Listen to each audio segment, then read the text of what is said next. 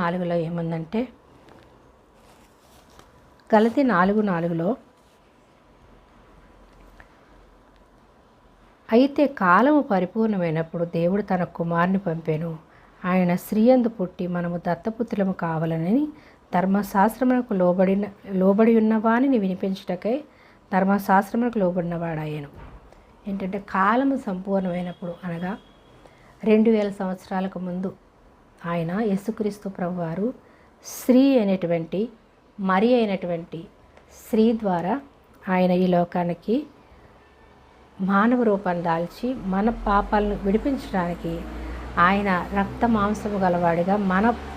స్వభావము కలిగినటువంటి వాడిగా, మానవుడుగా తల్లి అయినటువంటి మరియ గర్భంలో యేసుక్రీస్తు ప్రభువారు జన్మించి మనల్ని ఏం చేయడానికంట, స్త్రీయందు పుట్టి మనలను దత్తపుత్రులు కావాలని